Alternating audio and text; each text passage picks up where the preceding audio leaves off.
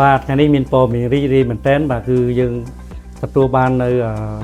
ការ approval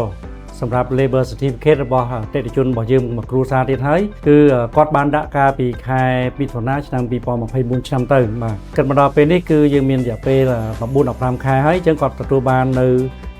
labor certificate ពីក្រសួងការងារអាមេរិករួចរាល់ហើយបាទអញ្ចឹងក៏ជាព័ត៌មានមួយល្អសម្រាប់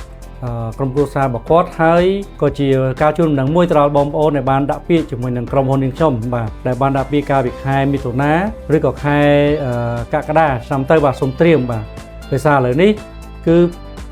អ្នកដែលដាក់ខែមិថុនាហ្នឹងគឺគាត់ចាប់ផ្ដើមទទួលបាននៅ labor certificate ហើយកំពុងតែត្រៀមរៀបចំឯកសារដើម្បី submit ទៅក្រសួងអន្តរប្រវេសន៍ដើម្បីស្នើសុំសិទ្ធិរស់នៅបាទអញ្ចឹងសង្ឃឹមថាព័ត៌មាននេះគឺជាព័ត៌មានមួយល្អមែនទែនបាទសម្រាប់ក្រុមគ្រួសារ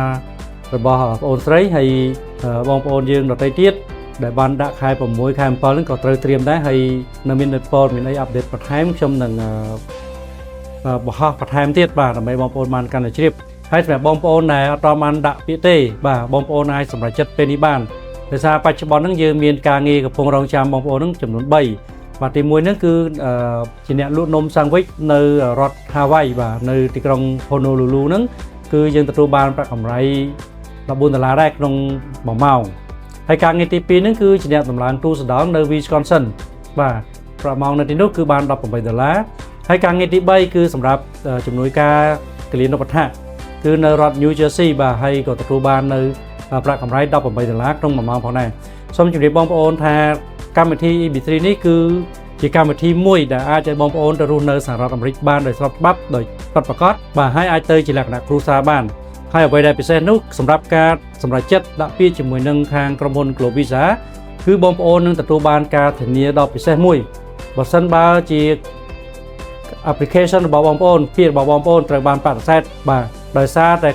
កត្តារបស់ខាងក្រុមហ៊ុននោះគឺខាងក្រុមហ៊ុននឹងមានការបង្វិលលុយត្រឡប់ទៅវិញបាទដូច្នេះមិនមានការព្រួយបារម្ភទេហើយបើបងប្អូនចាប់អារម្មណ៍កុំឲ្យឱកាសនេះកន្លងផុតទៅពីព្រោះថារយៈពេលនៃការរត់ការចាប់ពីថ្ងៃនេះទៅខ្ញុំជឿជាក់ថាប្រកាសជានឹងយូរជាងមុនហើយដោយសារចំនួនបងប្អូនដែលបានដាក់ពាក្យចាប់ផ្ដើមច្រើនឡើងបាទ